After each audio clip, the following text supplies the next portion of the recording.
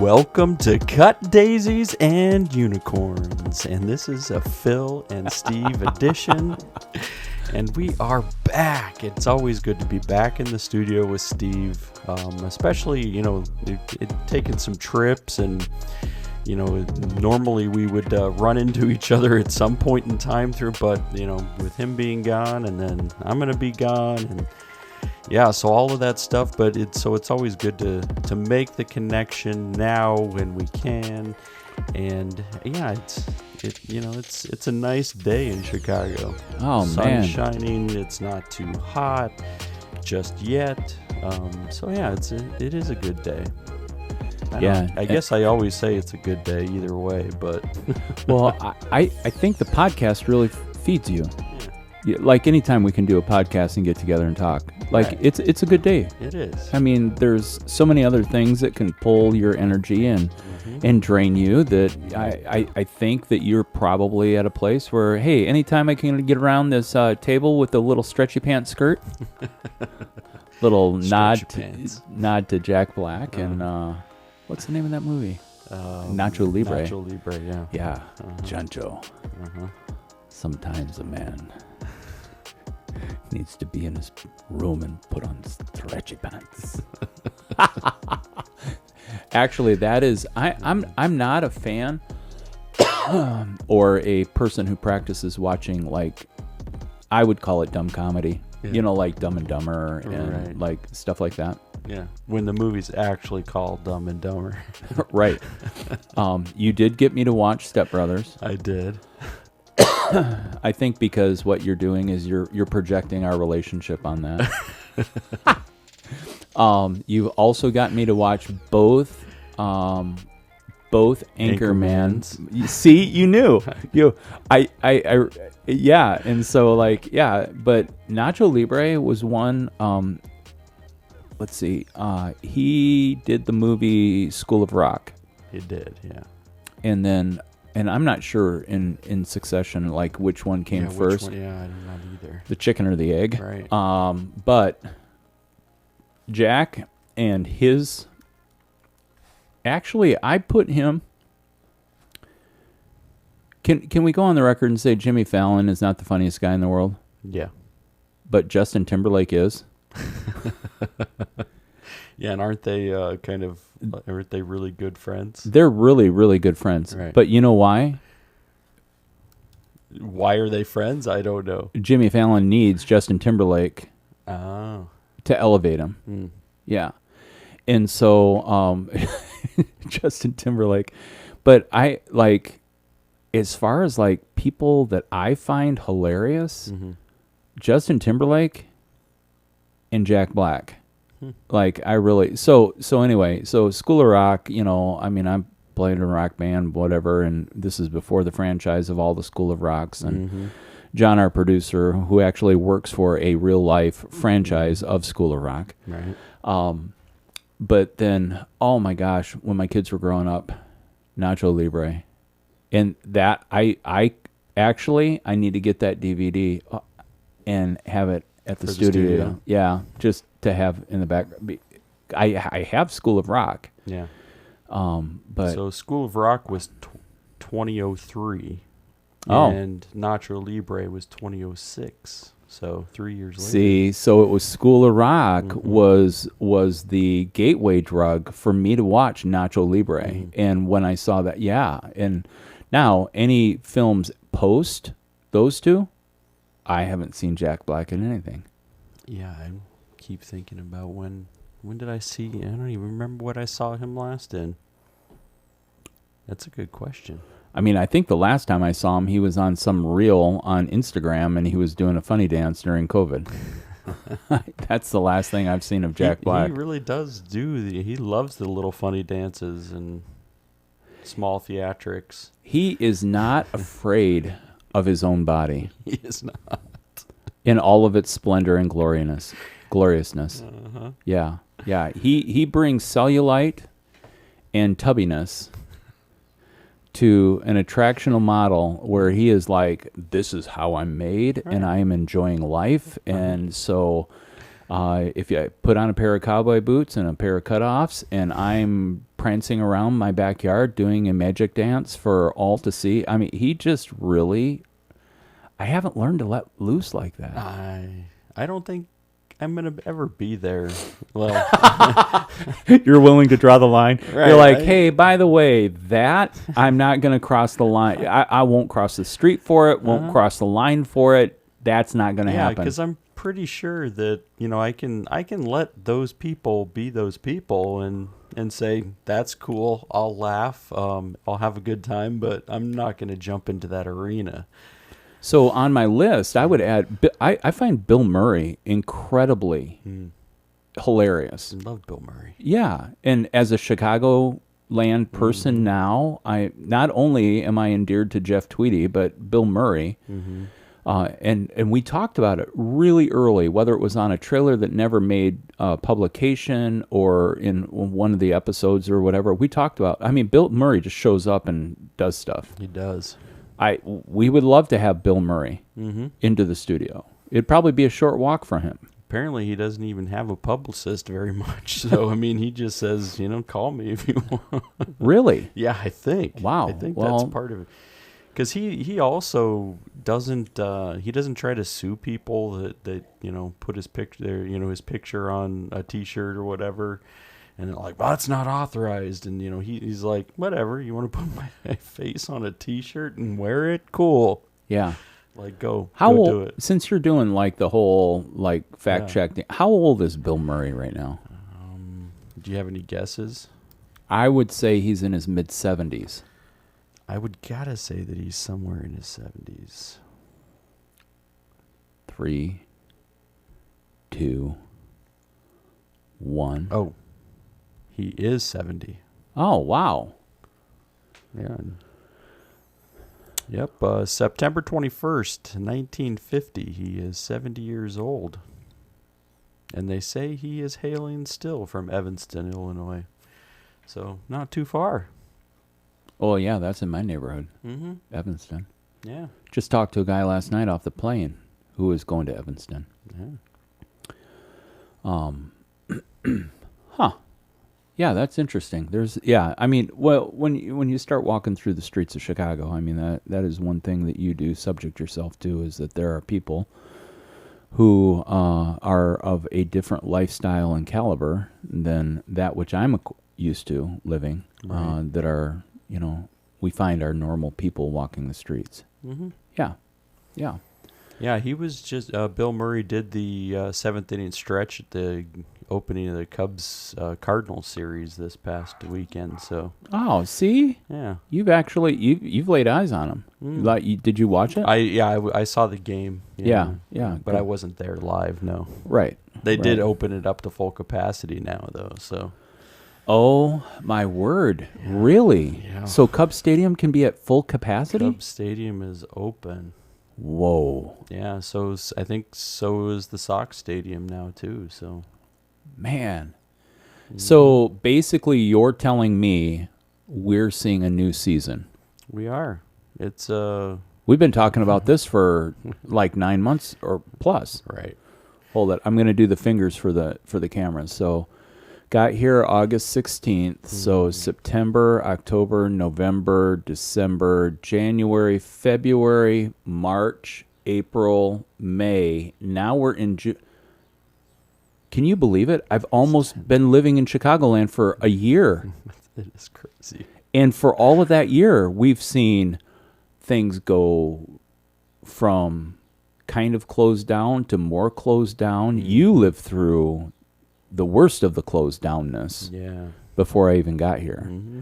But once we got here, things were kind of open.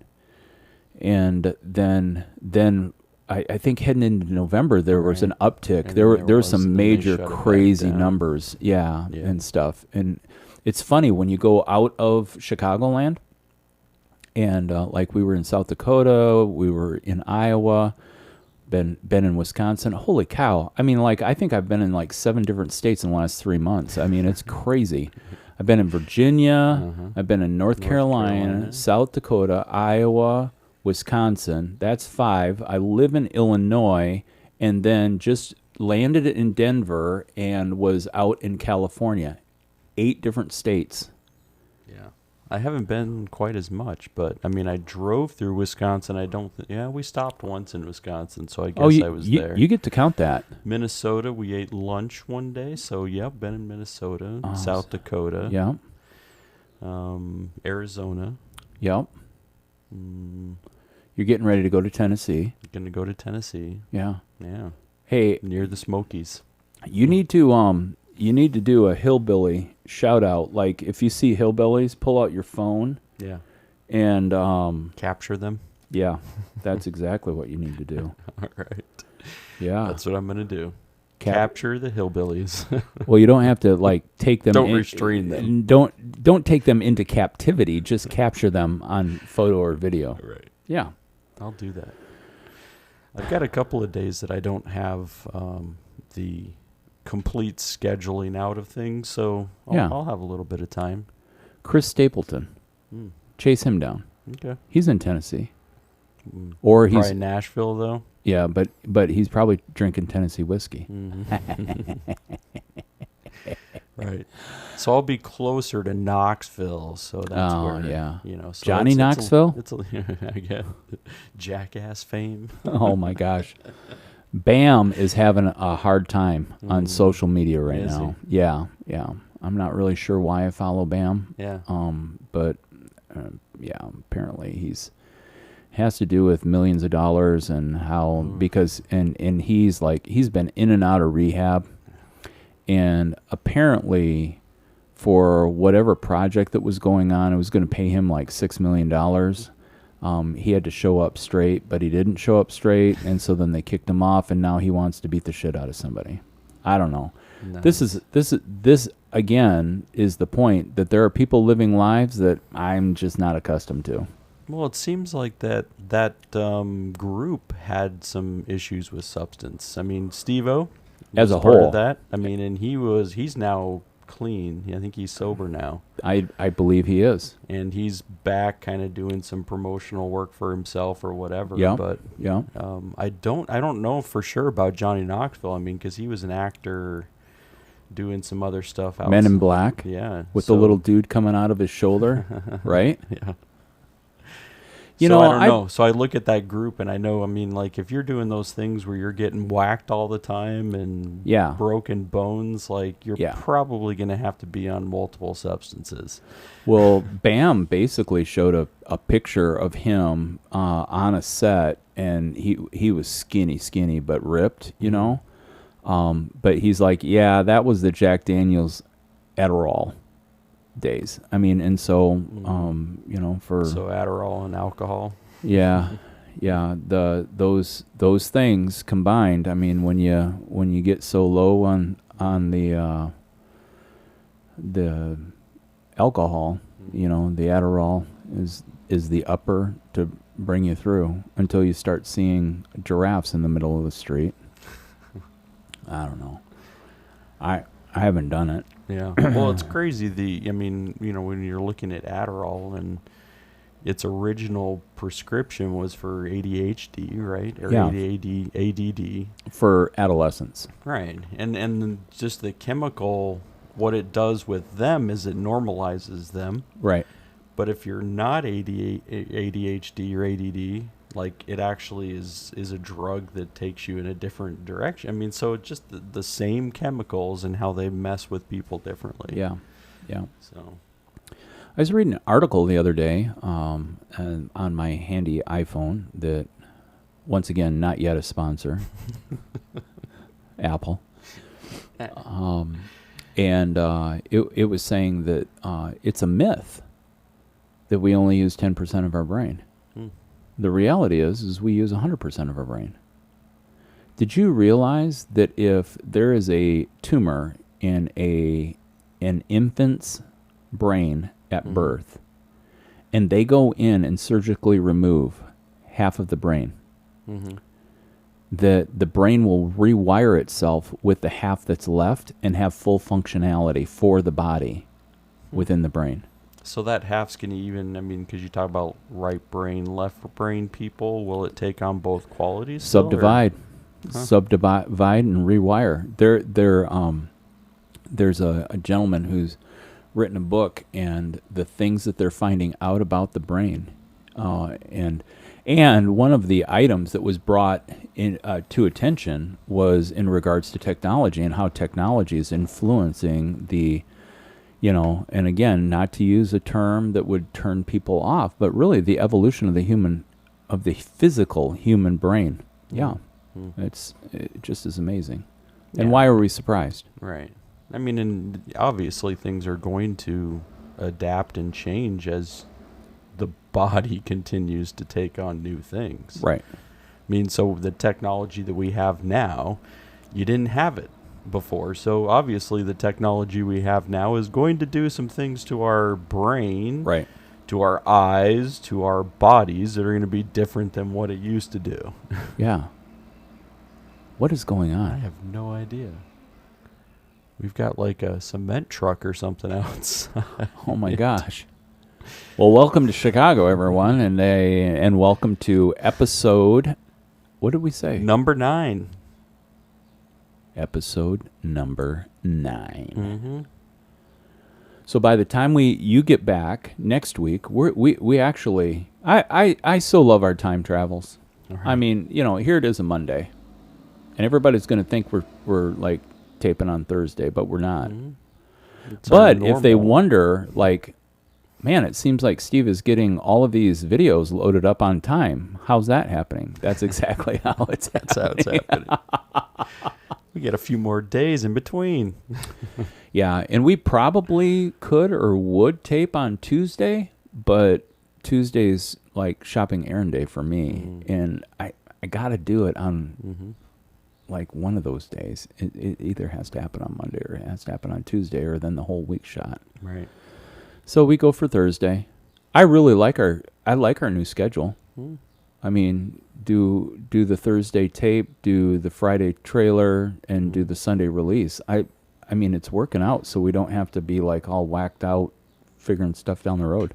Yeah, I mean, we can always, even as we move forward in the future, looking at, if we want to move it to Monday taping so that we have, those days in between before we put out Friday, Sunday. Yeah, I always feel bad for you, though. Oh, no. Don't feel bad for you? No. Monday's a Monday? Monday's a Monday. Yeah, I mean... Sometimes it's my day off, but... Yeah, right. Yeah. Don't worry about it. No. Again, because this feeds you. Right. This is good time. Yeah, this is a good time. Mm-hmm. Intellectually stimulating time. Well, if I could stimulate you anyway, intellectually is the way that I would like to stimulate you. It may be, I'm going to leave that somewhat open, but still come to the place to say the only way. And at this point, Caitlin is like going, ew, Right. Dad. Steve just said that. Well, it's Caitlin has already said it. Well, so does Heather sometimes. She's like, you really love Steve. I think you love Steve. So, like, why is it that we always got to bring it there? Like, yeah, I do love Steve. But, like... And Steve does stimulate me. But why? Why do we got to bring...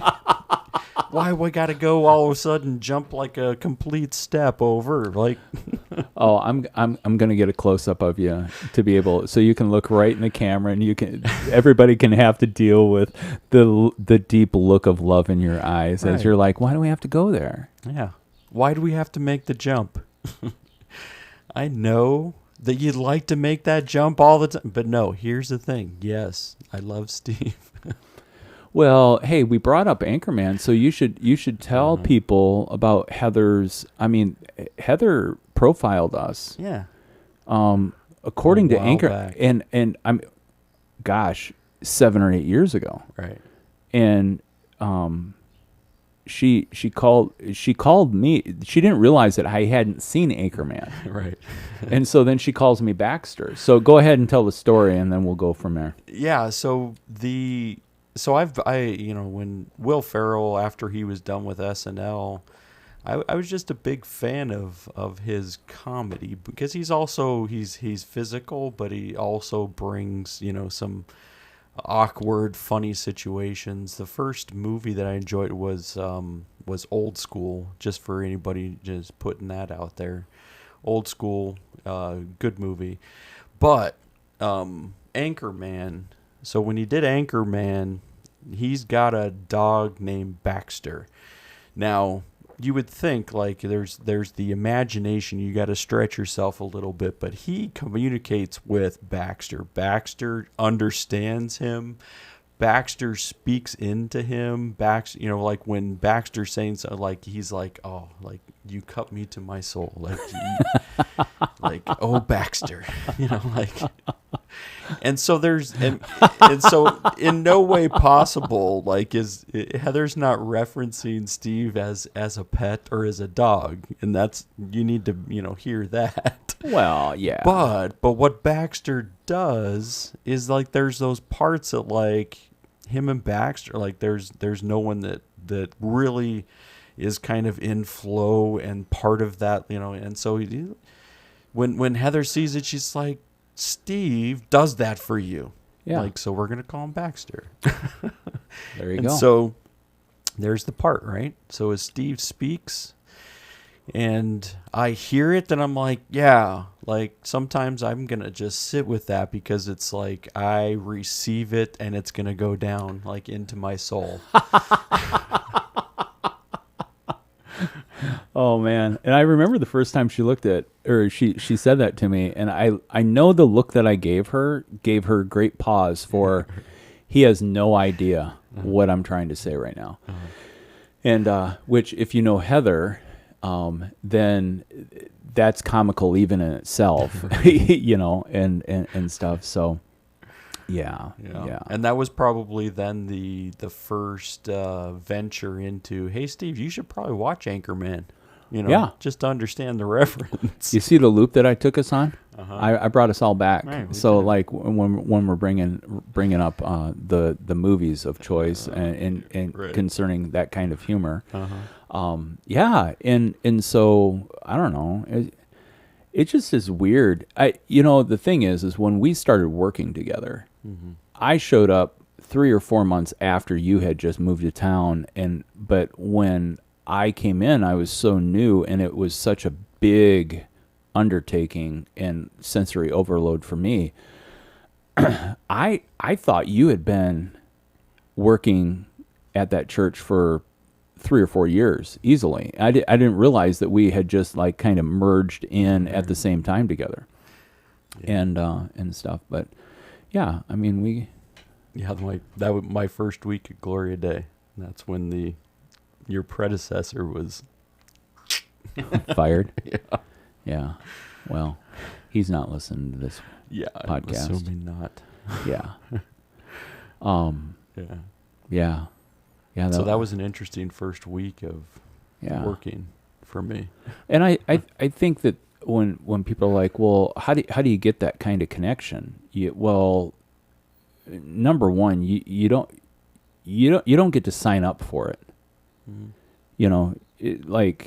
And actually Amy and I talk about this all the time, that in relationship, I mean, like, why some people get other people and get them at a level that's like unspoken, or it's deeper than with other people and stuff like that. Right. But I remember it might have been the first time I visited in Chicago at Tabor, and I brought a team in for probably a backpack weekend and stuff like that. And I remember Emily coming up and saying, "Are you sure you have to leave?"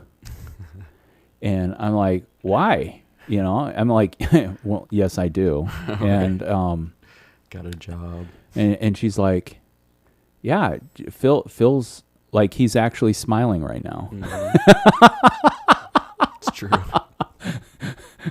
And so grumpy young man, and she's like, he's just so happy that you're here, and and stuff. And I'm like, well, I'm happy to be here too. And at the time, just knew my personal responsibilities were a greater call and higher level of what I needed to accomplish as far as in that season. Right. but we were just talking, and I will do this. Yeah, we were just talking pre-recording that, man, I just really like Chicagoland. I like the move, and people will be like, yeah, well, we miss you in Iowa, and and stuff like that. And I'm like, I miss you too. Really all the people, and when you consider a group of, really, 2003 to 2020. I mean, that's 17 years a live-in and relationship. And I mean, but gosh, I just like the new season, and having, and I think, just being to California, this place in the Airbnb, the lady called it the Two Seasons Resort, because of it being California. And, as we were talking about it, I mean, I love, oh my gosh, and I've been to multiple places. I've been to San Diego, been to San Francisco, now I've been to Santa Barbara and Montecito area, and Carp, which is the shortened term for Carpatinia or something like that. I mean, just lovely space to be able to see the ocean on one side and then there's the mountains on the other side. I mean, yeah, and 73 degrees and it's dry when you feel the crisp air coming off of the Pacific. And actually, see, and this gets to, it's 73 sunshiny in Chicago. I know that does you a world of good. Yeah, me, I'm a fan of big waves and dreariness.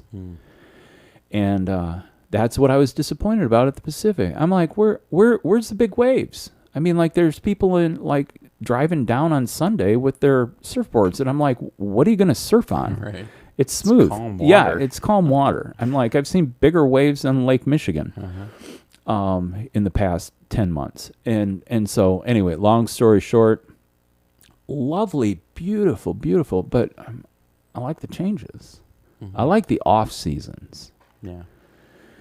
And so, anyway, but yeah, now I'm here, and our love is united. And so, yeah, just to make Caitlin. And I remember one time, like, when we were talking about my mom being your favorite Kobo, and then Caitlin, I think we were online for the live show, and then Caitlin puts out there, well, who's Steve's favorite Robarge? And then as the consummate mediator and moderator, I'm like, I'm not answering that question. Right. But I suppose publicly I'm outed now, right? And, yeah. Your mom's deep too. That's the reason why. I mean, and she, like, I always feel like your mom, sees things like beyond like the physical. Right? Oh yeah. So. Oh yeah. Yeah. She's been on that path for a while. Right. So that's always where I'm like, yeah, like, man. But again, it goes to our unsolvedness, our attractional draw to the mysterious and the unsolvedness. Right. And I think this is really an interesting part of what you're drawn to in her is her ability to see the unseen. Boom. Mic drop. Yeah, I mean, that's the deal. Right. She makes me laugh. Yeah. And she's not trying to be a comedian. So and she's actually right now, like, while she's listening to this episode, she's embarrassed that we're talking about her. I'm sure. Yeah, sure. But she does. She makes me giggle. Yeah. And one of the things about my mom that I have, it took me back the first time she revealed it, but then I've really appreciated it, is she doesn't tell everyone what's in her mind, on her mind all the time. Yeah, I could see that. She checks with the unseen to see if right now is the right time to illuminate. For those who are Englishly challenged, the English language, illuminate means to bring light to. It's the equivalent of, do I flip the switch in the room? Now, you have to understand that part of the reasoning behind that is if there is a lot that's already illuminated, she's testing to see if the processing that is occurring needs more completion. But the only time illumination works is when things are dim and light needs to be brought. And so, she's a master at time frame for illumination. And I just really appreciate that about her. So movies, Bill Murray, we'd love to have you on as a guest. Right. And you know what, Jack? You're not the second choice. I would say it's an equivalent desire.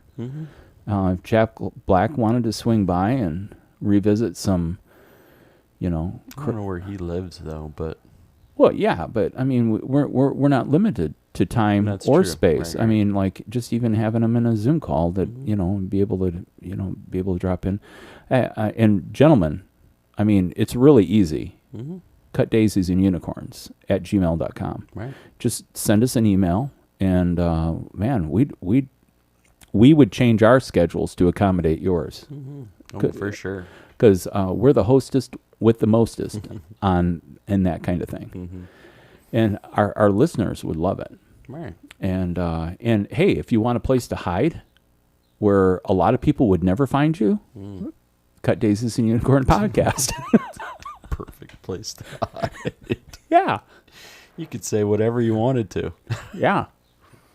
And we won't fact check you. We only fact check like maybe one episode out of 10.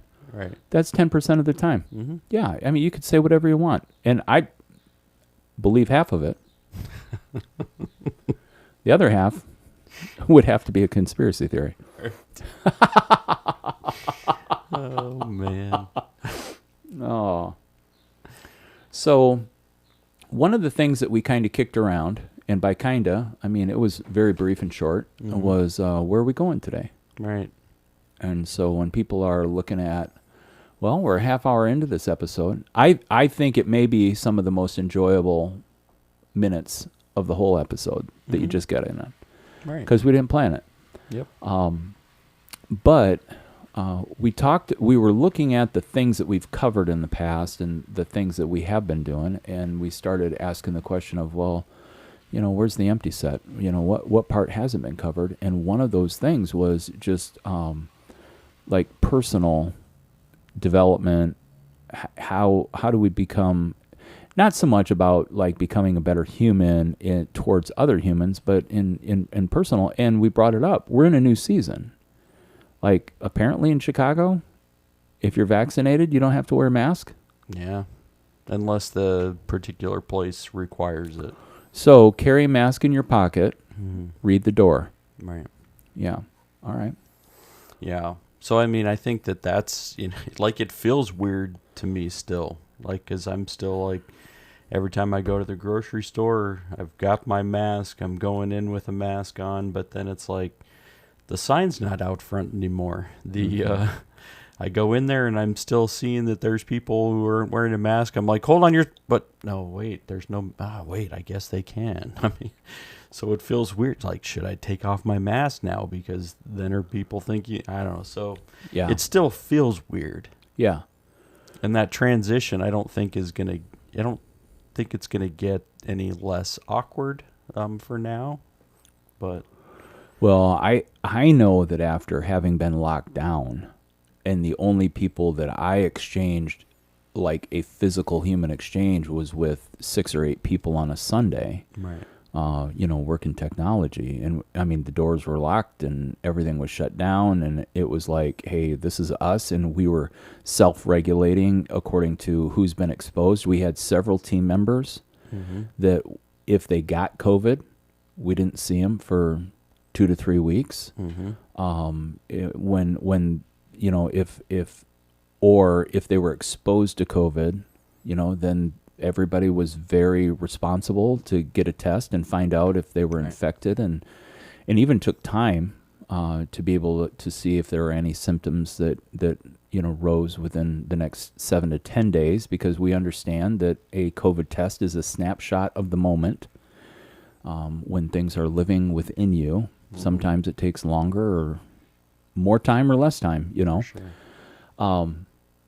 But I remember, and I was going to Home Depot, mm-hmm. practicing, safe distance, and I was going to the grocery store. Mm-hmm. But man, I remember the first time, like when things started to open up and they let restaurants be at 25%. And I mean, we still got our food to go and, came back and stuff like that. But there is a sensory overload that occurs in reintroduction to the herd of humanity. Mm-hmm. Whoa. And to your point, I do remember when the doors opened at the church and the first time that we had a worship service, and there was probably only 8 people there or something like that. Mm-hmm. But still, how like emotional that was in me of seeing other humans, because we had been closed off for so long. Yeah. Yeah, it was a weird transition, and I think it's going to be the same. I mean, because we were already, I think early on they were talking about wearing masks for like the next 2 to 3 years or something, and I'm like, oh man, that's a long time. And and then it was kind of like, no, like vaccination, we believe that it's gonna do its job. Well, and then what you see is, it's not someone just putting this faith gesture out there and say, okay, if we all believe, now we can have hope, and this might work. What we're seeing is that the numbers of people who are contracting COVID and in the hospital, mm-hmm. People who are going to the hospital, those numbers are lower. I mean, I think it was 2 weeks ago in Chicagoland area that we got less than 3%. Mm-hmm. It was the first time since the inception. And when people who live in wide open spaces are like, well, why is Chicago so shut down? That's where I was going earlier, is like, well, it's very dense in the population. And so the spreading of the disease, happens quickly, when you got somebody who isn't aware that they're even infected, and stuff. And so, which is very much like most of the metropolitan cities. Agreed. I mean, if you're got more people that are going to be around other people, no matter what level of security you have with masks or what, it's bound to spread. Yeah. But so it's a new season. Mm-hmm. And one of the things we were talking about, we could do a positive, a negative, and then an observation. Mm-hmm. What things have we picked up in like personal development, well-being? There could be some people who are stuck or stumbling. Like they're just like, man, I'm in a rut and I just can't bump myself out. And so, if you guys are so good about the things you think about, what are the things that you think about that move you out of that, or, are things that do give you a lift in life? And so we can talk about the things that we have tried. We can talk about the things that we have eliminated, and we can talk about observations of we've seen other people doing these things, and we haven't necessarily practiced that ourselves. But man, at least from the sense of what is coming toward us in our observation, like this could be a good thing. For instance, we talked about medical doctors a couple months ago when April. It was because April is annual appointments. And so the doctor told me, because my dexterity, like I'm just tight and not very limber. Mm-hmm. And if I lived in Iowa, I would go to my favorite chiropractor and he would do the pressure points on different things. And literally, I could walk out of the office and have full dexterity back. I need to find that chiropractor in Chicagoland. But my physical doctor was like, and he did say, he goes, you should try a chiropractor, but I can't advise, or, I can't like give you anyone's name or whatever. I'm like, this is not helpful. And but he said Pilates. Well, do you know how much Pilates I've done since April? I'm going to guess 0, but... Goose egg. Big goose egg. 0. I'm thinking about it. Yeah. But I'm not acting on it. And there could be people who are like, Michaela, my daughter, started getting into yoga, hot yoga, doing that, has incredibly decreased her anxiety with that. Yeah. And she's a fan. So what you could do with Pilates is you go to YouTube. That's exactly what I need to do. Because then you also don't have to worry about doing it in front of people. Because there's lots of stretching. There's some, movements in there that you may not feel always comfortable with. Yeah. The existence of other people around you at the same time. Yeah. But it might be a good place to start. In our TV, I can pull up YouTube on our TV. Right. Like I could do it in our living room. And, and it's not like I don't have a yoga mat. I mean, Aim does her workouts, and I mean, there's a mat that I could use. Right. So, like, that's one thing. And you know what, listeners? We would love to hear the things that you have found are, like, really help you. Right. The sad commentary would be if all of humanity got together and said, you know what? I'm on a downward spiral, and this is a shit show. There's no way. Right. I mean, not only is there nothing new under the sun, but I might just as well not even be on the face of the planet. So how do you move in that headspace? Yeah, because that's a difficulty. Because we talked about habits before. We talked about structures, schedules. And what I noticed, from me is, prior, this was, I don't know, for 2 years before COVID, I was on a schedule of fitness. So whether it was when I first started, it was walking, and then walking a lot, and then I turned it into jogging, turned it into running, and then I moved indoors in the winter time, went to a gym, and then I kind of just kept that structure going. Yeah. And to me, it was really, I found a better space in my head when I was doing that, especially in the mornings before getting started on anything else. Then COVID hits, right? So, everything shuts down, including gyms. Now the gyms were, are still have out right now.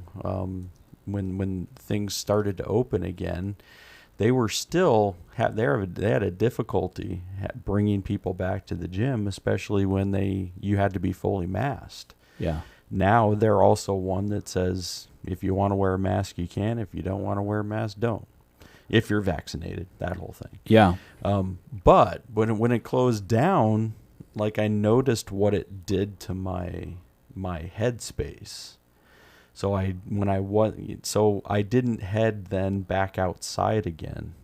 I wasn't going, on longer walks. What I was doing is kind of just shutting down here as well. So we spent a majority of the time in our house. We spent the majority of the time not going out. If we were going to get food, it was, bring groceries to us, or if it was going to be, bring dinner to us, that whole thing we would order. Yeah. So we were spending less time out, less time moving. It kind of shut down a lot of, like my thinking and my brain. What it usually does when I work out is it kind of, makes things move. Yeah. So with that then, motion right. activates chemicals right. in you, right, and it changes how you think. Mm-hmm. Yeah. And so that was a positive switch. Would anybody argue that? I don't think so. Okay, because we're talking about unseen things. You can see the motion, Right. but you can't see. It's kind of like the wind. Are we going to argue about the wind? We don't see the wind, but when the wind or the breeze is blowing, we can see the effects of the wind.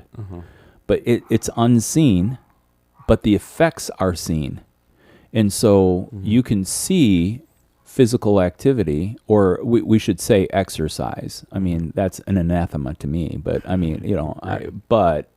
I say that tongue in cheek because I am walking. Studio's on 3rd floor. Before I left for South Dakota, I mean, I hauled all my tools back from a project back at the townhouse, and I mean, it was 7 trips up and down those stairs. Ooh. Oh yeah. So I mean, that's now exercise. That is not making my belly go away. No. Yeah, but I already know that. But your heart got pumping. Oh yeah, and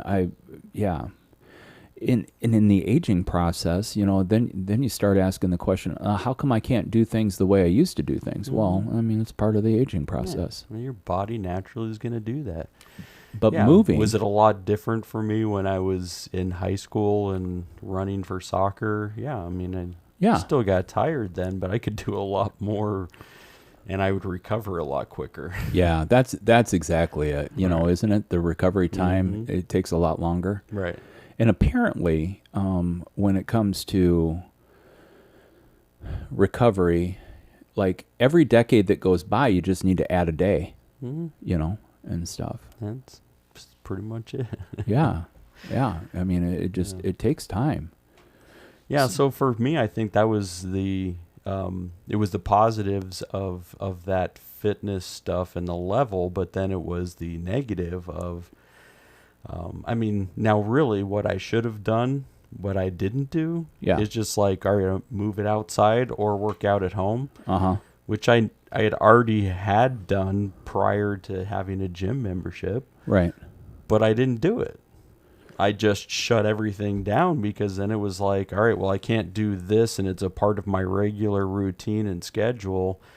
And so now then what did I do when this was gone? I didn't replace. I just turned it into, now I'm just going to not do. Yeah. So I got to say that probably, I mean, it was not healthy. Yeah. It wasn't a positive. Well, and it seems like in the pandemic that people did one or the other. They either shut down and became immobile, right, or people who were immobile based on what was going on, they moved into motion. And I mean, how many people we were on the street one day in probably February or March, and this guy swung by. He was visiting a parent and had dropped 120 pounds during the pandemic or whatever, like a shadow of himself. Right. And there's a part of me that was like, man, I wish I could have been that guy. Right. Yeah. And that's, I don't know what makes one person do one thing, one or the other. Because I had been even eating healthier at that point, but it was almost like pandemic hits, and I just give up on all of it completely and move in an opposite pendulum swing. Well, so then what I would do, just in hearing what you're saying, is I would move into a question mark on raising awareness in regards to at least asking the question, is what we're really talking about is how have we handled the stress of the unknown in the pandemic?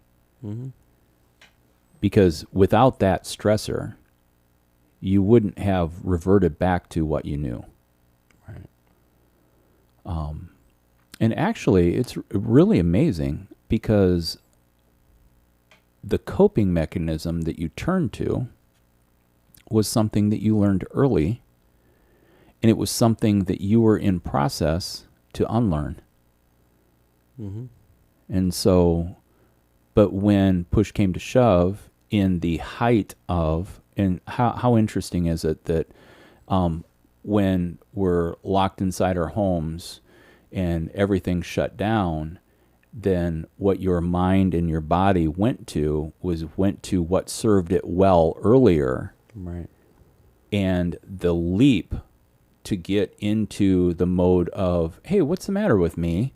Mm-hmm. I was doing this before and nobody's on the street, so I can go walk on the street and everything would be, I can maintain what I was already doing, but it was like a coping mechanism on this is how function and dealing with the stressor of the unknown in regards to the pandemic. Mm-hmm.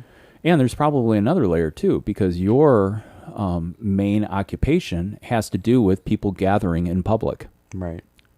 And so then there was additional stressors, not only of being shut off from people, mm-hmm. but the additional stressor of how am I, and I'm saying I as in, see, this is why Phil and I love each other, is because I'm talking from Phil's voice and I'm not really talking from my voice.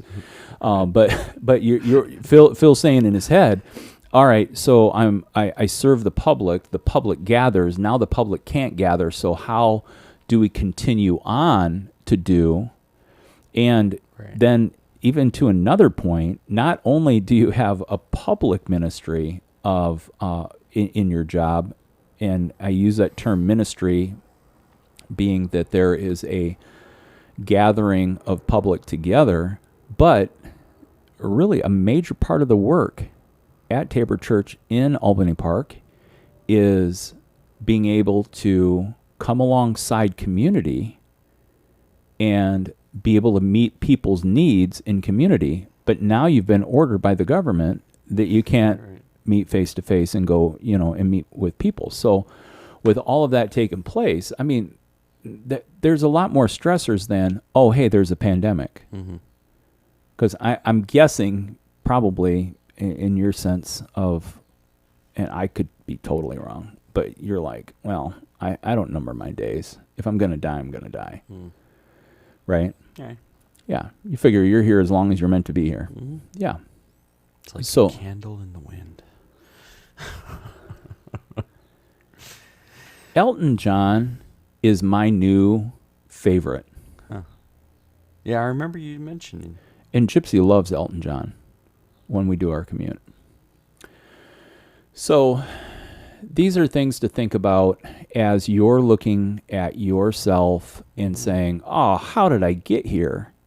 And when you're, if you're asking that question, then the thing is to take time. And I would encourage you to grab a piece of paper and a pencil or a pen. Mm-hmm.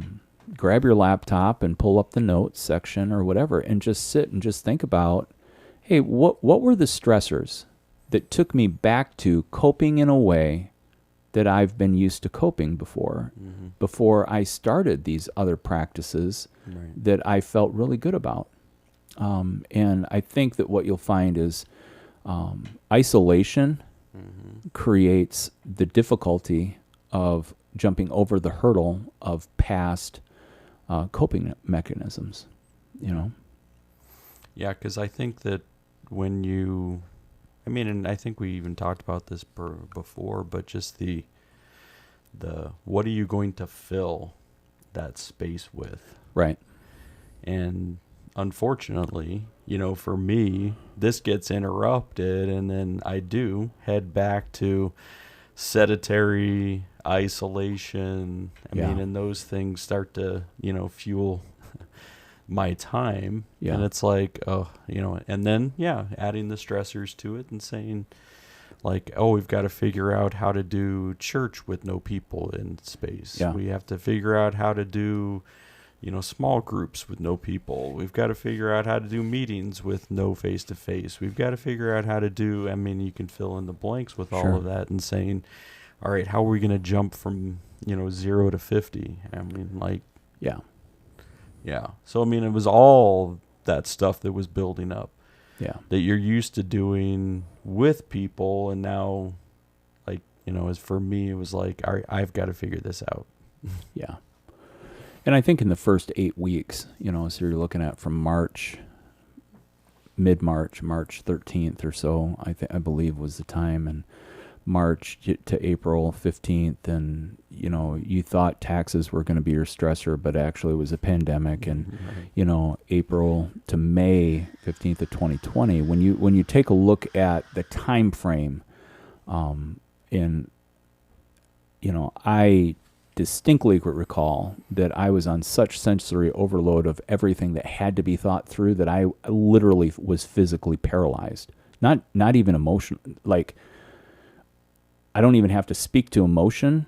It was like, I'm sure everything was paralyzed, but I literally caught myself standing in the middle of the living room, dining room area on 42nd Street and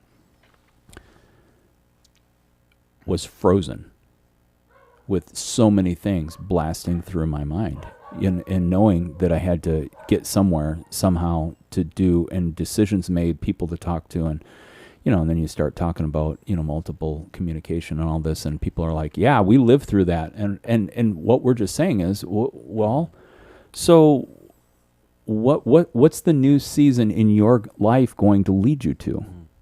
If we're talking about new season and the masks are coming off, and I've heard people say, well, I can't wait till things get back to normal. Well, okay, how about I can't wait until we can unlock our doors, we can walk, we can get back into socialization. Mm. I don't know that there's going to be a normal. Right. But what does the new season look like? And what things are you going to purposefully look forward to and to be able, to build into your life? And so... Yeah, I was talking to a couple of mental health care providers, counselors, whatever in that field, and they were encouraging every single person to consider that they may have PTSD because of the pandemic, that there's more people that this is actually could affect out of this than you even realize. Yeah. And, it's like trying to be able to process that too. Not, and I'm not saying just for you, I'm saying for all of us. I think we need to consider what it is that we actually, what affected us. And what were those moments that maybe you don't take it to a whole level of PTSD, but it did affect you. Yeah. So what is it that's going to come out? Yeah. And I think that's where you're getting to as far as, like, we saying going back to normal, but it's not really a normal for when we, first entered 2020 beginning. Right. We're not going back to 2019 before we didn't even have a pandemic. We have all lived through this now. So what does it mean to live on the other side and saying, we can't say that this didn't have anything. I mean, that was part of our history now, and it's a shared history. Right. Yeah. So there's things that we're going to look at now coming out of it and saying, this is what it means to live on this side. Well, and you bring up a really great point, and that is, and I think this is my call, is self-awareness.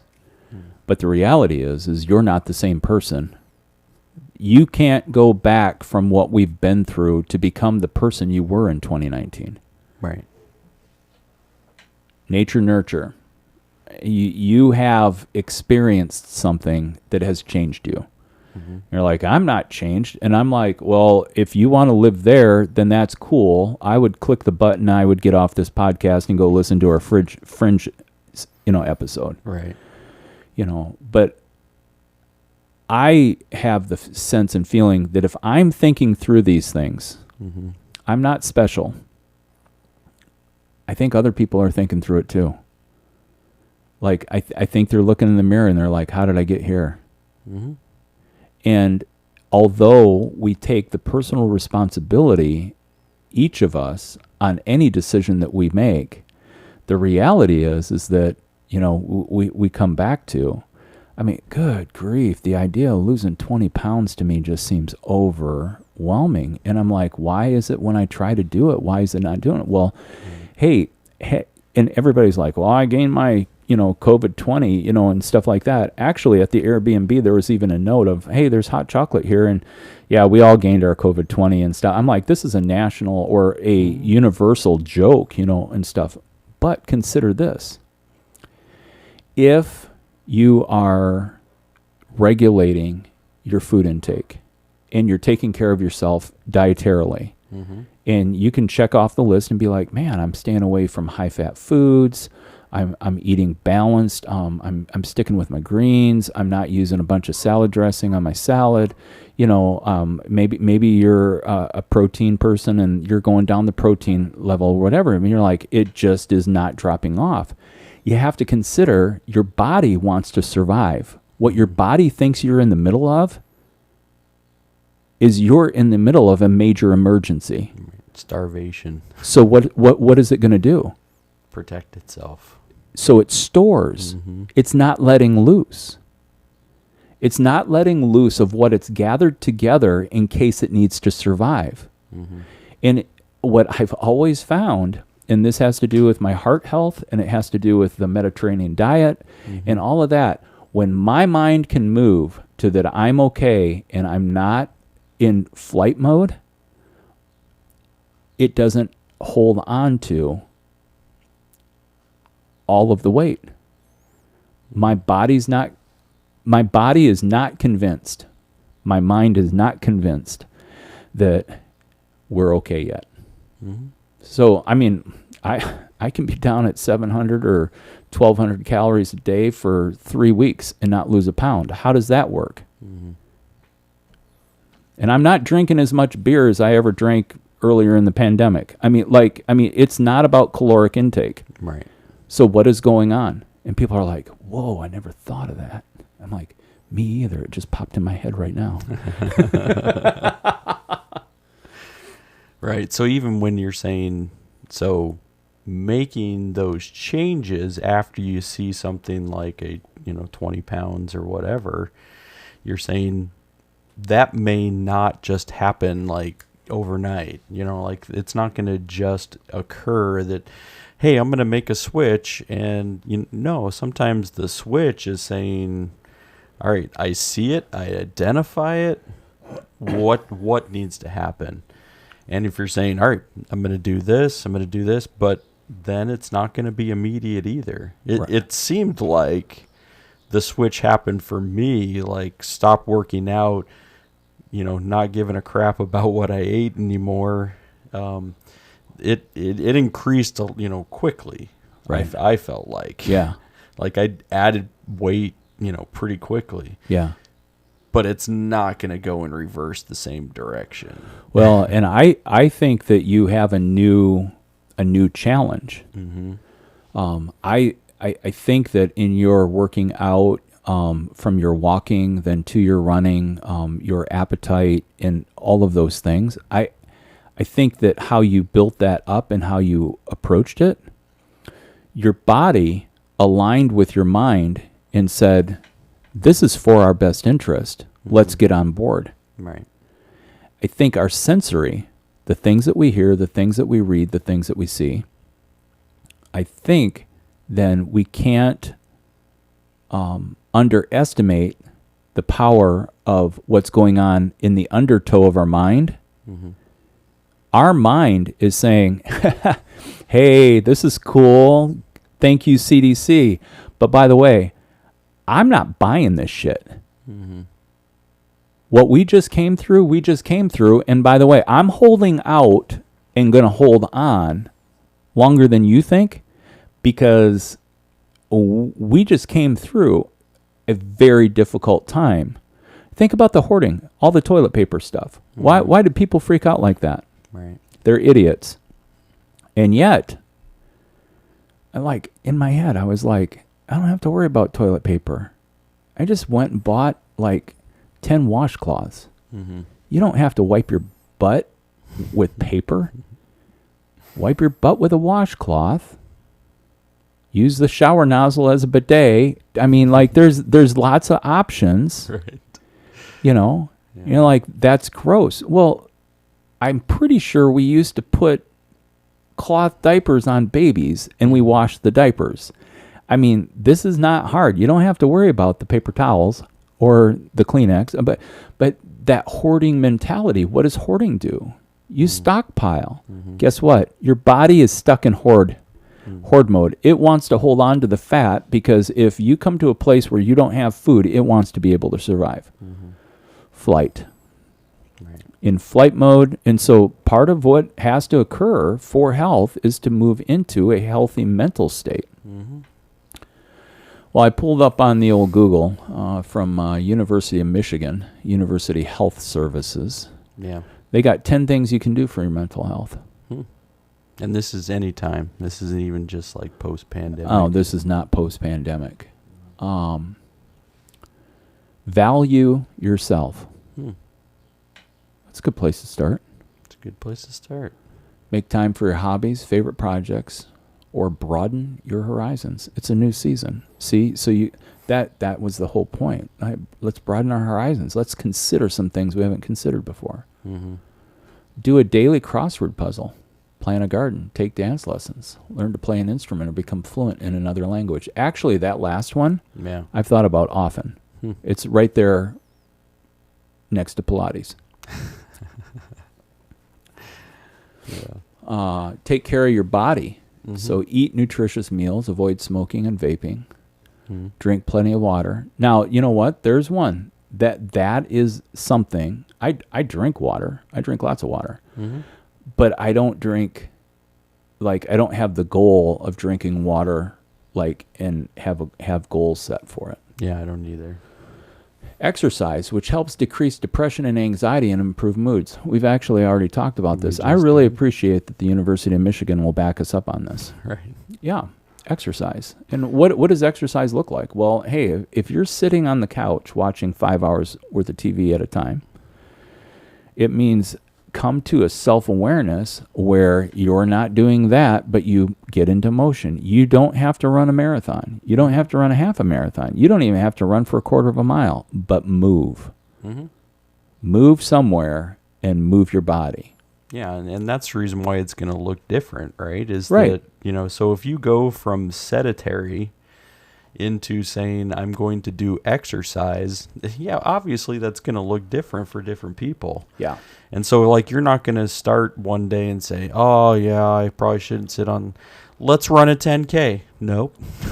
Don't do that. Oh, yeah, yeah. Like, you may die, literally. Yeah, yeah. So think about what it means to take those steps. Yep. I'm going to have a small step. What is it going to mean? I'm going to walk for 10 minutes or 8 minutes or 5 minutes. I mean, start someplace that's going to meet that level, and then it's going to give you a place to grow. Yeah. That's what I think with most things. Like, it's going to start with those steps. There's a little goal here, and once I achieve that little goal, I'm going to move it up, move it past. What's next?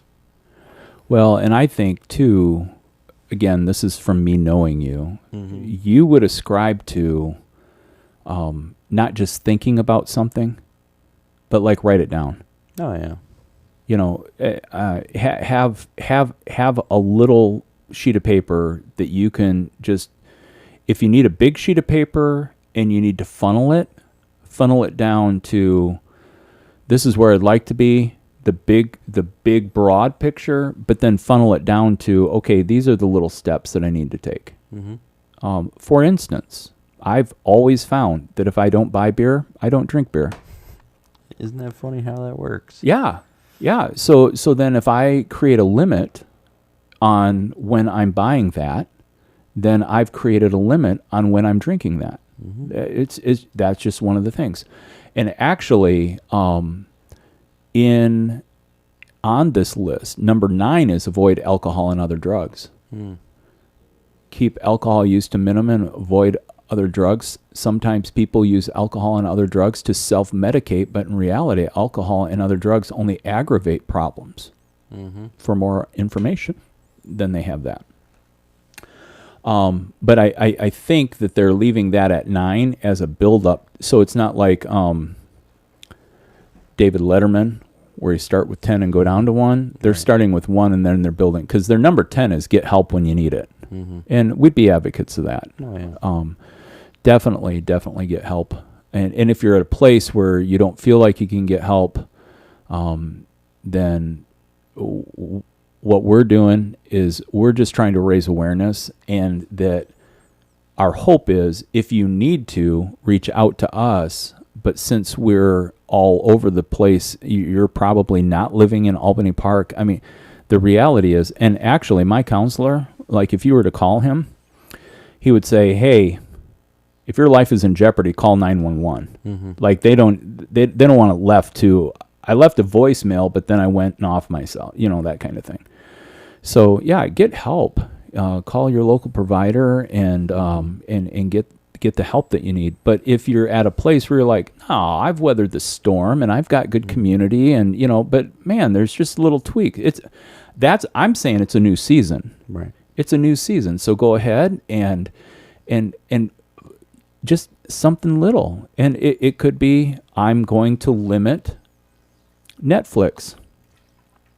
And with that, I'm going to start reading. Mm-hmm. You're a puzzle maker. Or you like to put puzzles together. Puzzles, yeah. Yeah, you do. Mm-hmm. My guess is, I don't know for sure, you probably do puzzles while you watch Netflix. Probably. I always have something on. So yeah. That goes back to my silence stuff. Yeah. So, I mean, so if it's a puzzle, one of the things that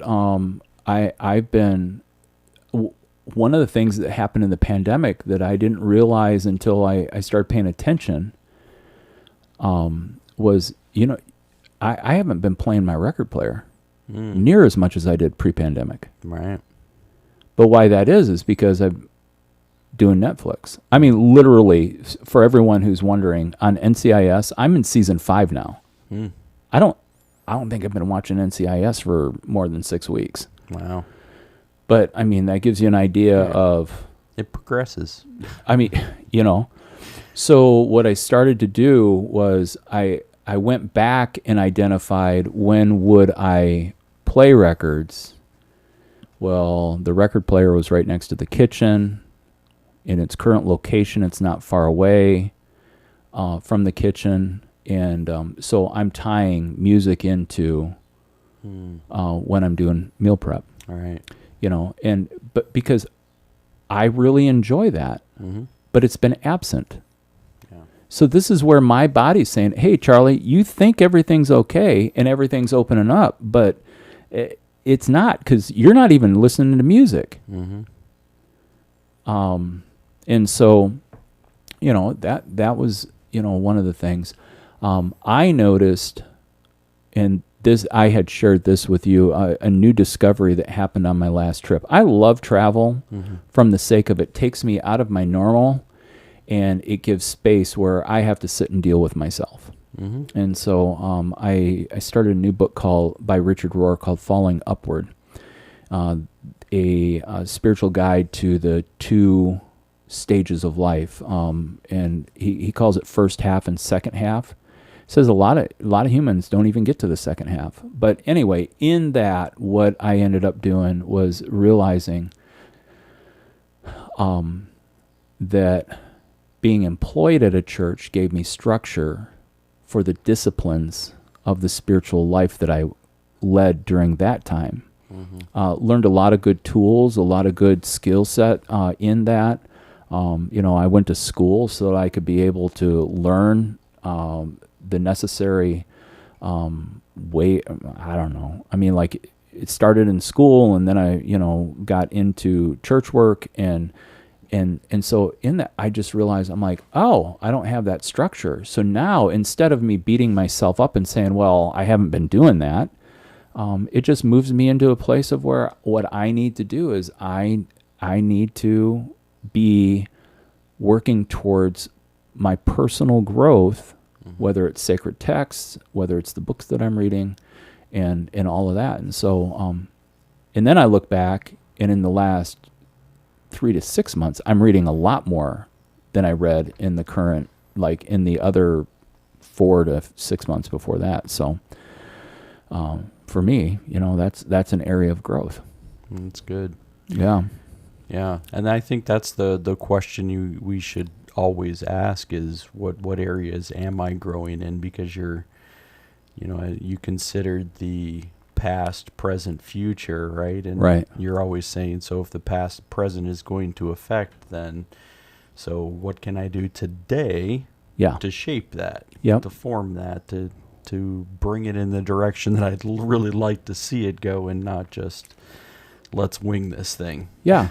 It's probably the reason why he talks about then the first half, second half, and some people don't make it to the second half. Well, I think he's not saying they die. He's just saying they get stuck there. Yeah. And you live with a first half mentality even in your second half of life. Yes. Right. Well, and we've all met adult men who are, well, I should say we've met, yes, gender, they are males. Age, they are adults. But they're just little boys. Mm-hmm. Yeah. And so, and sorry guys, but the reality is that your proclivity to not growing up is gender specific. For sure. Because what you're leaving undone and not cared for, the women in your life are picking up and taking care of. Mm-hmm. And so the idea, and I mean, we know this just, again, scientifically, women, females, mature faster than males do. Mm-hmm. Yeah. Frontal lobe development issues in gentlemen.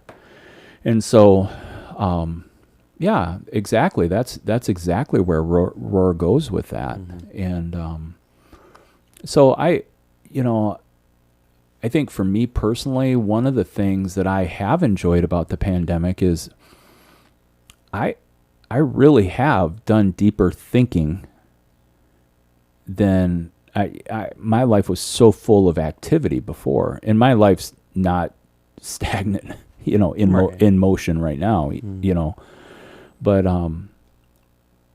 the challenge is when I look in the mirror, what I'm finding is a difficult road. Mm-hmm. And so then, but this is where the number one is value yourself. Mm-hmm. I didn't even realize that, that was going to be on the list, but I know that I am my own worst critic, and so treat yourself with kindness and respect and avoid criticism, like avoid self-criticism, and so, and really, if you find yourself in solitude, I would say, man, reach out to somebody that you can start having conversation with. Somebody that you can, and my best wishes for everyone who hears this is just to have the courage. My wish for you is have the courage to have conversation at a level with others, and pull a Coble. Mm-hmm. Call somebody up and be like, hey, I know this is weird. I'm calling you and you haven't heard from me for a long time. Mm-hmm. And they're like, yeah, what's going on? And just be courageous and say, you know what? I'm finding myself in a really weird headspace. Mm-hmm. Say it out loud. Right. And people are like, I don't think I could do that. Mm. Why? Yeah, what are you afraid of? And maybe it goes back to what we talked about with vulnerability. Yeah. Nobody wants to seem like they're weak. Needy. But if you are at a level of frustration of not progressing due to what the pandemic has worked out in you, we're giving you permission. Reach out to someone. Mm-hmm. Do it. Yeah, don't wait. It's not worth it. It's not worth it. Don't wait. Because the path that you're on isn't going to end well. Mm-mm. Because again, going back to we are our own worst critic. Right. So if I'm only talking to myself and I'm been critical, that critical nature is not going to just go away. It's going to increase. Right. You're going to become more critical and then critical on top of the critical, and then the whole guilt and shame stuff. All that's going to build up. Oh yeah, yep. And it eats people away. And the more that you're isolated, the more that is going to compound.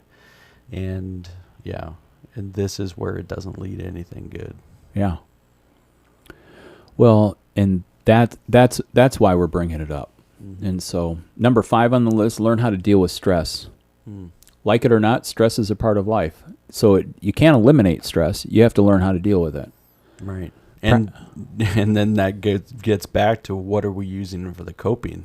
That's actually the next sentence. Mm-hmm. You could have written this article right. if you were only employed by the University of Michigan. Uh-huh. Practice good coping skills. Right. And then it has a link to 1-minute stress strategies. Do Tai Chi, exercise, take a nature walk, play with your pet, or try journaling, writing as a stress reducer. Also remember to smile and see the humor in life. Research shows that laughter can boost your immune system, ease pain, and relax your body and reduce stress. And so, and again, what humor helps you to laugh? Mm-hmm. If you can't laugh at yourself, find something that will influence you to laugh. For sure. And that will reduce stress. Number 6 on the list is quiet your mind. Try meditating, mindfulness, and or prayer. Relaxation exercises and prayer can improve your state of mind and outlook on life. In fact, research shows that meditation may help you feel calm and enhance the effects of therapy. To get connected, see spiritual resources on personal well-being for students. Because this is going towards students at the University of Michigan, right. And that students have high stress because of the demand for the outcome of result of this is what you need to do, and this is going to shape your future, job you're going to get, career you're going to have, blah, blah, blah. Yeah. And so if you're going to work for NASA to discover the aliens that we've been looking for, or actually to be able to run the aircraft that we don't know that we have, but we do know that's there, right. We don't want you to stumble and not get your degree because we really need you right. to be able to go work at NASA and then come on to our podcast and tell us about the aliens. Right. You need to be you. Yes. Because I'm the best version of you. I'm not going back to like formal university. Although I was telling Amy the other day, I feel like my new call has to do with like being a historian. Like right. I keep doing more and more. It just like keeps sending me backwards for me to be able to go forwards. Isn't that interesting? Mm-hmm. If you want to be able to pick yourself up by the bootstraps, you probably got to fall down and admit that you're spiraling. And once again, if you read the book, Richard Rohr, Falling Upward, that's the whole premise of it. Mm-hmm. Which actually, he has not brought up anything concerning Jesus' teaching on the Sermon on the Mount. But I believe that the premise of this whole thing is it's an upside-down world. So if you're feeling down, or you are struggling in your thought process, or you're struggling with where the pandemic's brought you, it's probably what you need to do is do the opposite of what you think you should do. For sure. Right? Yeah. Yeah, and that's where then the coping skills, going back to that, is that if you aren't developing new healthy ones, you're going to go back to known ones that have led to your comfortableness. Yeah. And so if that's the reason why looking at that whole coping skills and being able to say, I've got to create a better pattern than what I've used in the past. And as we talked about earlier concerning the human mind, the good news, there is good news. Mm-hmm. This is the gospel according to the unicorns. Right here. Mm-hmm. The good news is 100% of your brain is working. Mm-hmm. You're not just using 10%. 100% of your brain's working. So what you need to do is realize that by learning new, you are building new neural pathways that allow for you to be able to get bumped out. Now, there could be people who are listening who were abused as children. Mm-hmm. And so their coping skills were put in for what? Their survival. Mm-hmm. Okay, so you need to, those skills served you well to navigate what you went through in the first half of your life. Now we're inviting you into developing the new. And and don't get frustrated when you fall back into the old. Right. Just keep on pursuing. That's what that little piece of paper. It's a visual reminder. Not only have you written it down, your physical body has put this into motion, but you're able to bring it into your eyes, and to read and to bring this back. It's a reminder, gentle as it may be, and let that be. Yeah. Yeah. So getting unstuck. Yeah. How do you find getting unstuck? What do you do to get unstuck? Well, this goes back into a layer of my personal spirituality. Is that I am fully aware mentally that I am not alone in my spiritual journey. And so I don't understand exactly how deity interacts with me. I just accept that it does. And what I've personally found out is that deity loves me so much that deity doesn't give up on me. And I don't say this in a disrespectful way. I say it in a very honorable way, that deity nags at me about my stuckness until the shift of season moves into change. And so that's actually where I can go back to, like when it comes to chemical abuse, and just numbing out in regards to that it is directly correlated with my own internal battle and fight against deity in regard to getting unstuck. I'm just being transparent about my whole deal. Right. That's what I've found. And so if there's people there who are like, yeah, I don't believe in God, and I'm like, well, do you believe in people?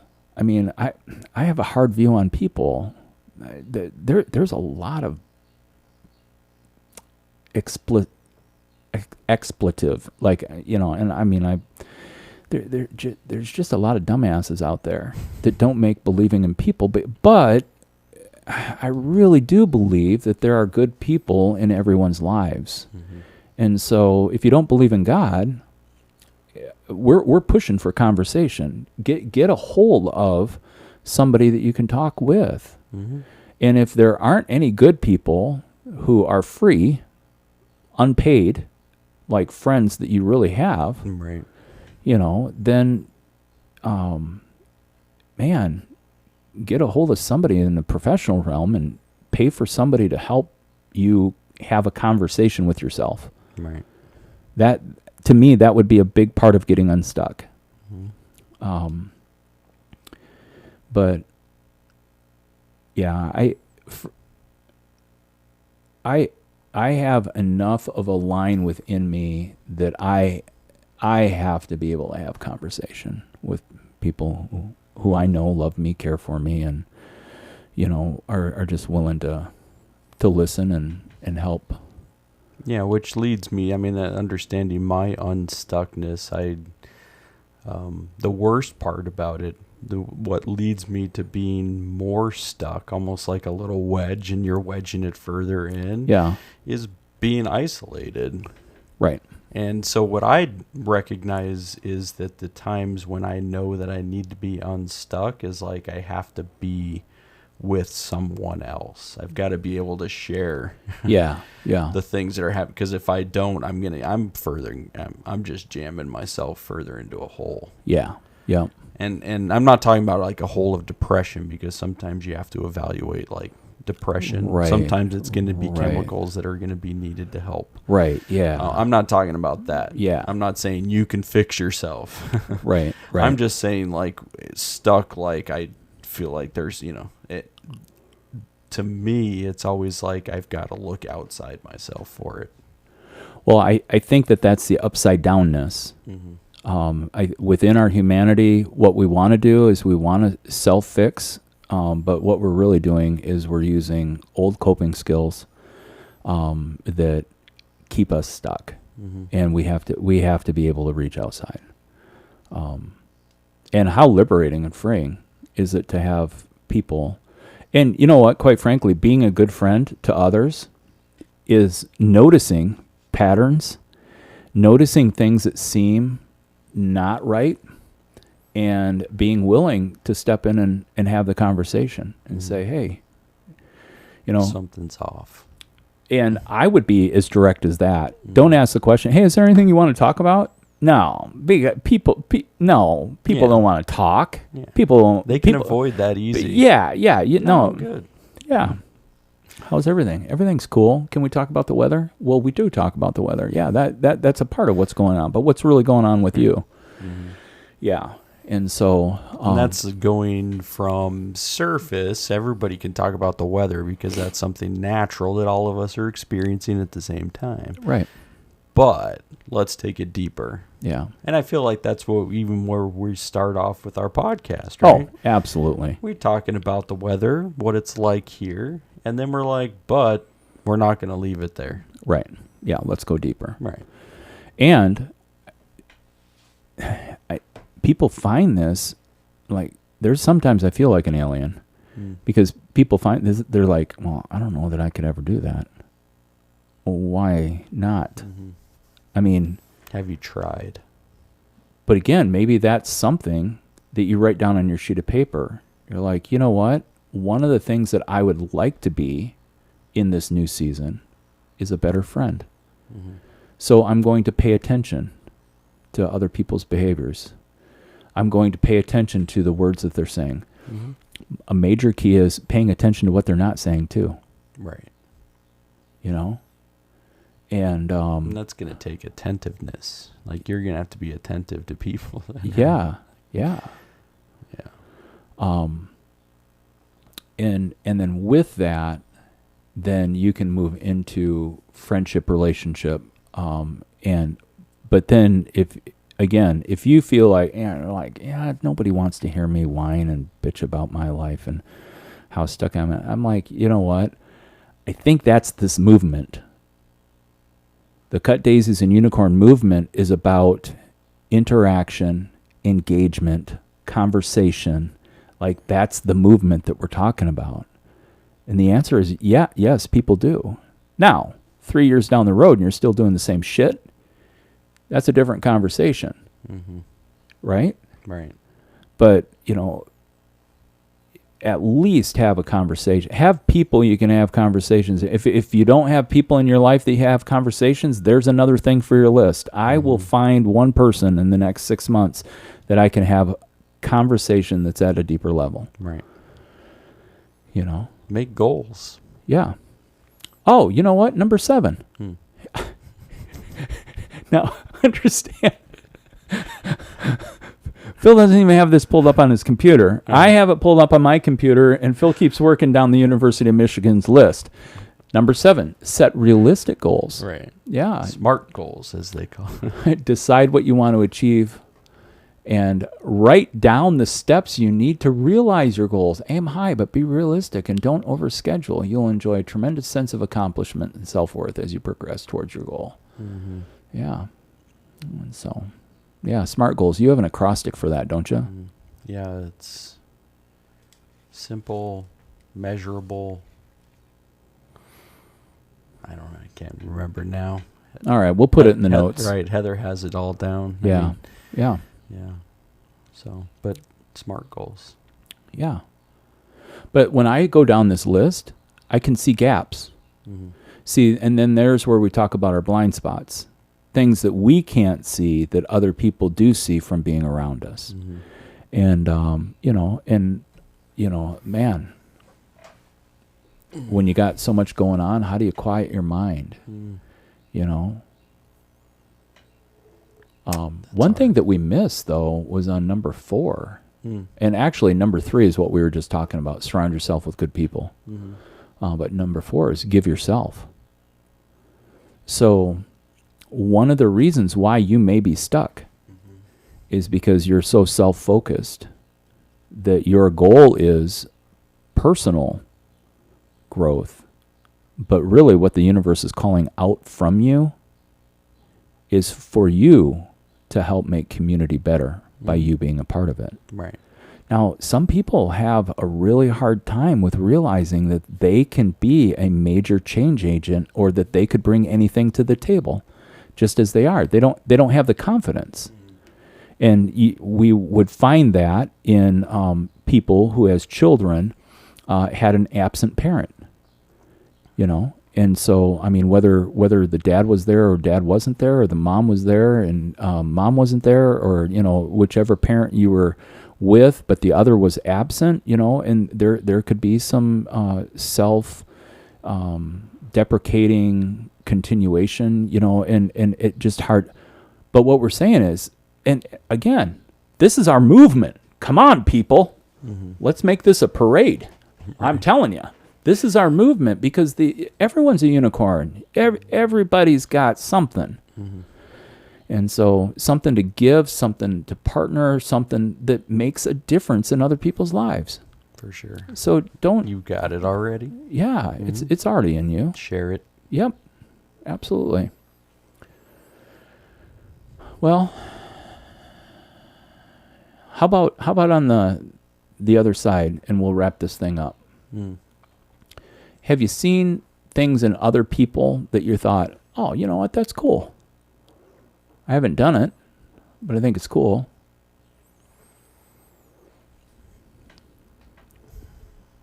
I have. I mean, there's a lot. I think that,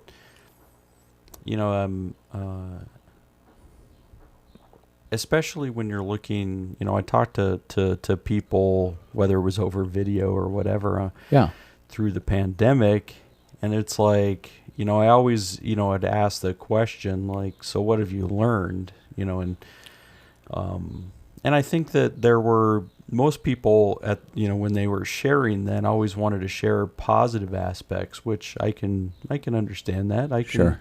Yeah. Like, I know that there's another side too, but yeah, you can share with me the positive. I mean, so they're like always like, family time, this was, a good opportunity to be able to connect with family, because we before maybe have been busy, doing work stuff, doing this stuff, whatever. And the family dynamic was not always one that we paid attention to. Mm. And so for me, I think, because a pandemic led me to have a different schedule. I mean, I was always then still spending more time than computer, videoing people, that I didn't always, spend those moments. And we did have, better moments or whatever still through that. But I think that was something I'm always like, all right, so I'd also like to see what that meant for them. Like, what was different in your family time? Yeah. That made it better. Yeah. And did everyone appreciate that? Right. Or were there dynamics like, oh, I'm not used to spending this too much time with my family, and Yeah. But yeah. So that was something I felt like, I'd want to dig into that a little bit more, like what made the time better for you with family. Like, did you have deeper conversation? Did you have just more time of entertainment together? Did you, what made it better? Yeah. So that would be something I would say, I heard quite a bit, and I still hear, people talking about what they learned, and positives through it was, more, better family time. And so I'd like to dig into that a little bit more, like find out what that meant. But I feel like it was something that, that I could still say, yeah, I think there were those times for us and it was good, but what made it better for, others. So, yeah. I think one thing that I look onto is people who are practicing being instead of people who are committed to doing. So human doing, human being. And I admittedly would put into, the conversation that I very easily can get caught up in the human doing parts of things and not resting in being.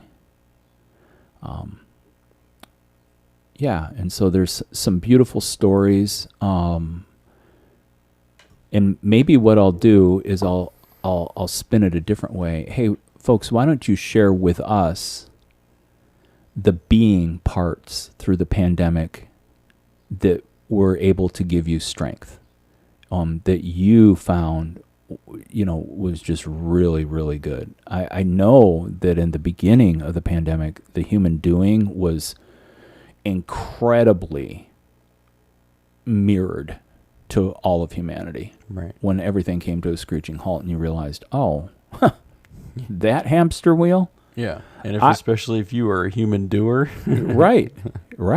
I'm like, that was the hamster wheel that I was on. Me personally, I've got a different even compoundedness to that in the move from Iowa to Chicagoland and just the shift of the season of life that I've entered into. And yet I've been very successful at building and doing. And I think that is where I have this sense of new season, in that there's this pull coming at me, or a pull that has attached for me to be able to say, yeah, hey, Steve-O, how about some being development? And I'm at peace with that. I think that for you and I both, having been personalities that people look to, it always cracked me up. People would say, man, when you're on stage, does it make you ever, be worried about, all the people that are, are you afraid of that? And I'm like, yeah, the funny thing is I don't even think about the people who are in the seats, or the people that, whether I was doing a concert and performing in front of 100 people, or if I was in a situation where I performed in front of 500 people. I'm like, the people I'm hanging out with, they're all up the stairs and on the same platform with me. Like, if it's a 3-piece, if it's a 4, 5, 7-piece, group or whatever. And those are the people that I have relationship with. It's not the people I'm in front of, you know. And so with that, we can have that personality veneer. Hopefully what people pick up through the podcast and things like that is that we really work at the part of that is not who we are. That's what people perceive us to be, And so, yeah. I think of some friends in Des Moines too that they liked each other so much they did yoga together. And I think that was a built-in accountability. Like, hey, we're going to get up at this time in the morning and we're going to go do yoga together. And why, with getting up early, then it affected what they were doing at night, So you got to get rest to be able to get up. And, which changes the dynamic. I think I'm onto something. If I don't know yoga, I don't know how to do yoga, but I think if I did a bearded yoga down at Lake Michigan, You'll probably have some people show up. We're in our home. We're just making a joke about it. I'm like, just go down there, bring a yoga mat, start doing some flexing and stretching. I got to watch Remember the Titans so I can watch California do his Tai Chi. Right. That's going to help. Yeah. Well, hey everybody. Apparently, you can tell we continue to pour out content that's within us. These sessions get longer and longer. They do. Yeah. But it's been good. Yeah. I mean, I think it's, again, an episode full of questions, and then gives you some things that hopefully you can start to do. Like, challenge yourself to be able to make those lists, get something put on paper so that you can even try to achieve, get some of those things, in a direction of movement. Yeah. Yeah, and I think it's pretty well documented that as we grow older, the really important thing is that motion is a part of good health. And so as it gets more difficult to move, and we talk about the doing, but the doing is also, there's a framework of that by committing to this action, it is going to lead to the betterment of your being. And so, and then we could go down a rabbit trail on dichotomy and trichotomy and versus personality, soulishness, and the space that's a missing space and all that stuff. But we're going to leave that for a different fringe episode and dive into the human psyche and the soulishness of humanity. See, we come up with this stuff. I know. We could go for another hour and 15 minutes. I'm sure. Yeah, but you got to get on a plane. That's true. And we need to wrap it up. So, as always, good to have you along for the ride. We would love to hear from you. And actually, we're starting to get some trickles in on the different parts of people who would like to be interviewed by us. So, this is good news. It is. Yeah, so you never know what we're going to be looking at for Season 3. Season 3. It's coming up. Right around the corner. All right. Yeah. Well, thanks for being here, guys. We appreciate you, and keep listening, liking, sharing, subscribing, all of those good things. And we're building community. That's what it's about. And when in doubt, and you don't know what to do, whisper words of wisdom. Let it be. Take care, everybody. Later.